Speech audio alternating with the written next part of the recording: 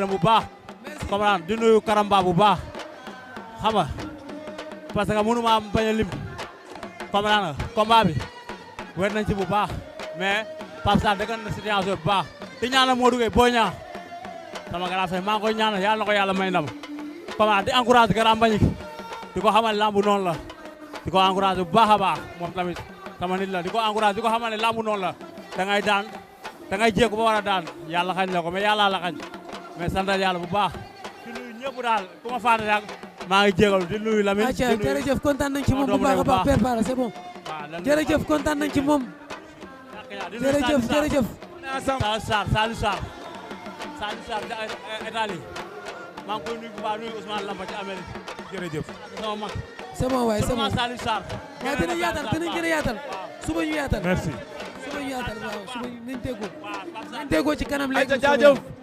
arbitre baa ngi wax ak ñaari mbër yi Lamine diggante Bébé Saloum le philosophe de l'arène ak mën a wax Bébé Saloum moom la ak Serigne Ndiaye le tigre de l'arène waaw la open press mo waaw ñi ngi ma koy message nii di ma wax ni jodi la terrain kiiw parcelle stade parcelle bi waaw ah stade bi confirmé na stade bi la léegi ayca kon loolu lu baax loolu am na solo bu dee ñëw ba pare invité bi na ñëw ba pare ban invité la waaw mais nañ concentré wu ci combat bi ba pare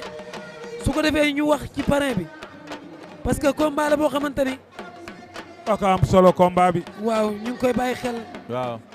Serigne Ndiaye a ngi noonu waaye Bébé Saloum Bébé Saloum Bébé Saloum waaw munu maa nangu rek toll ci buntu génn waaw di mbëru mbapat waaw waaw ma may ko loxo mu daan ma waaw Fara toll foofu waaw ma ne kaay maa koy may loxo mu may ma loxo ma may ko loxo mu daan ma waaw tey Serigne Ndiaye toll foofu nga ne da nga koy may loxo waaw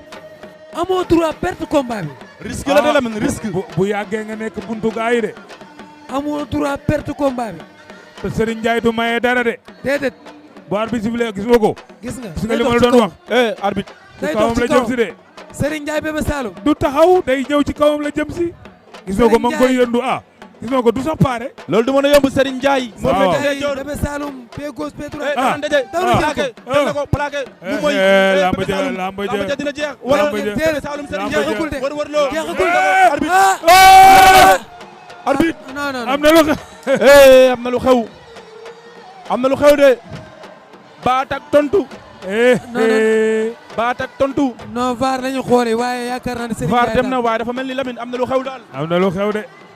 non Serigne Ndiaye tànn na ko jàpp naa ne Serigne am na lu xew waaw dafa mel ni VAR lu mu wax nañu xaar VAR bi la décision wala ñu bëre war rek wala ñu bërewaat man nag bërewaat sax laa gisoon nag suite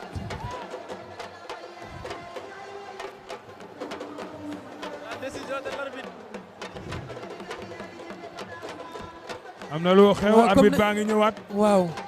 la décision de l'arbitre dañuy bërewaat dañuy bërewaat bu mu xoolee VAR nee na Serigne Ndiaye daan na bëre war man tam Jëriñ Njaay daan Serigne Ndiaye daan na Bébé Saloum moom lañ jox victoire Serigne Ndiaye daan na Bébé Saloum waaw parce que dafa mel ni ba mu koy mboot dafa jiitu si waaw dafa jiitu ponkal yi lay laaj war ngaa mën a bëre ponkal yi na ponkal nga ni ñoom Serigne nañ Ndiaye ko jox daan na mbër. Bébé Saloum Lamine père Serigne Ndiaye mi nañ ko jox ci mbëri facteur de développement la parce que dafa bëri ay ndaw ñoo xam ne ñu ngi ci di ci gagné xaalis bu bëree bëri kon ñu ngi leen di ñaanal rek. mais Baba loo koy wax waaw Baba dama ko naan rendez-vous Medina rek li mu koy digg yëpp mi ngi Medina incha allah dina xam ne du ma gën a gore incha allah waaw. sa kàddu gu mujj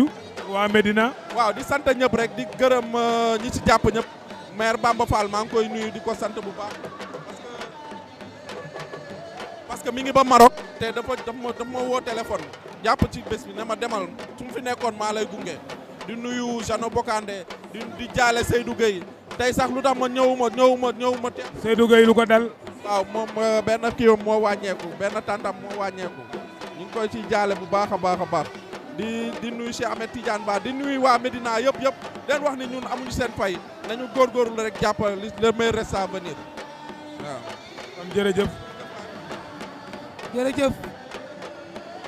noonu la demee kooku mooy Abdoulaye Ndiaye Abdoulaye ta ngi noonu l'infatigable aca père waxtaanal ak moom mu gaaw Abdoulaye journée tey bi ni mu demee soppe Alaaji Pala maa ngi lay ziar di ziar plateau bi yëpp di sant yàlla di julli ci yonent bi di am contentement bu baax di ñaanal suma ñaari wayjur di ñaan sama wayjur ma dese fii yàlla may ko mu gudd fan ko ànd ak wér sama wayjur bi fi jóge maa ngi ñaan